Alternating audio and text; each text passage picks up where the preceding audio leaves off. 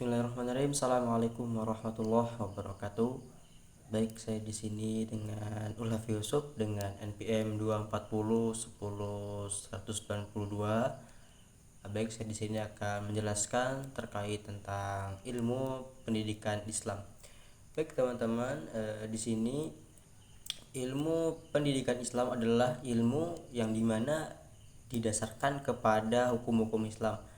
Nah, teman-teman tahu kan bahwasannya Islam itu sumber hukumnya ada 4. Ya, yang pertama itu ada Al-Quran, kemudian ada As-Sunnah, kemudian ada Ijma, yaitu persetujuan para ulama, dan juga ada Qiyas atau perumpamaan.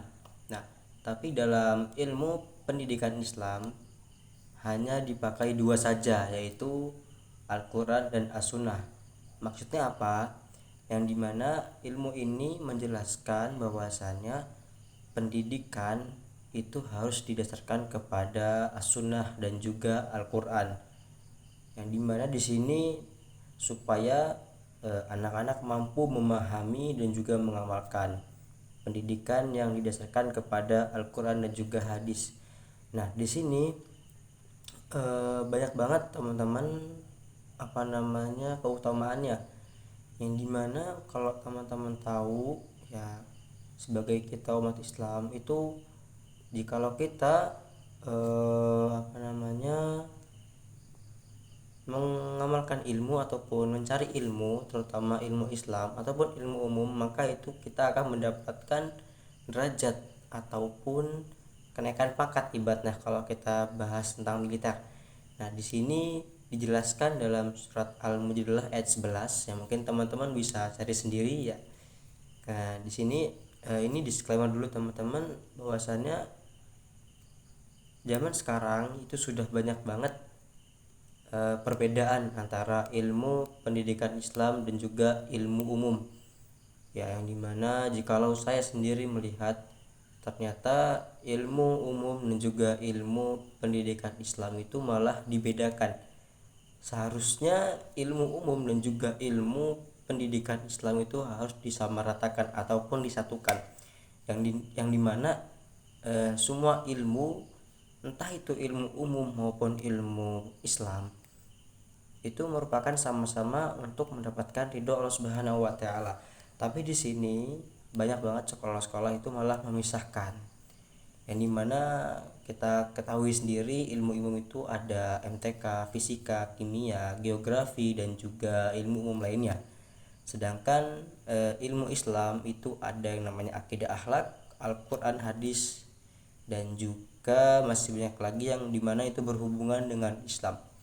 Yang dimana jikalau kita teliti ataupun kita baca di buku sejarah, banyak banyak sekali ilmu-ilmu umum itu berasal dari Islam. Contohnya seperti kimia, yang dimana kita tahu sendiri Al-Khawarizmi merupakan seorang ulama muslim ataupun seorang ulama yang dimana beliau mampu menciptakan aljabar dan juga bapak kimia Islam.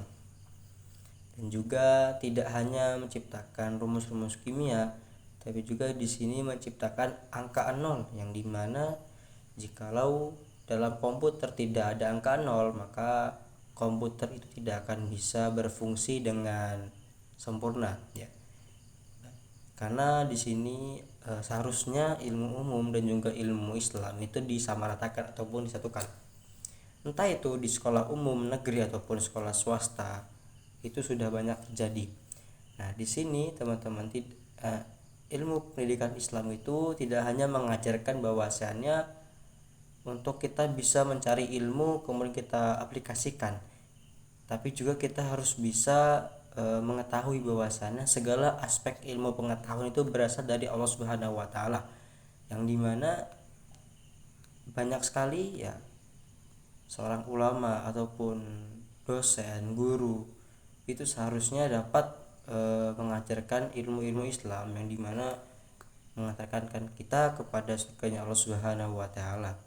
Di sini urgensinya tidak hanya memberikan pemahaman kepada para murid, tapi juga memberikan pemahaman bahwasannya ilmu-ilmu itu merupakan sesuatu syarat untuk kita bisa mendapatkan ridho Allah Subhanahu wa taala. Ya.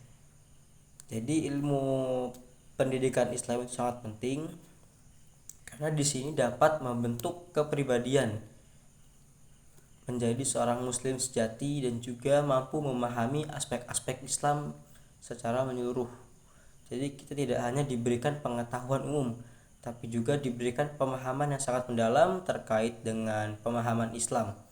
Yang dimana ilmu Islam sendiri ada yang namanya akidah akhlak, kemudian Al-Quran, hadis dan lain sebagainya.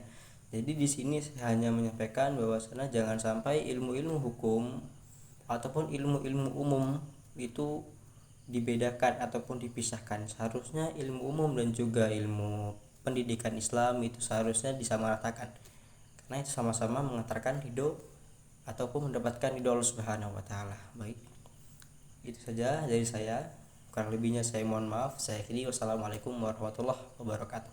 See you next time.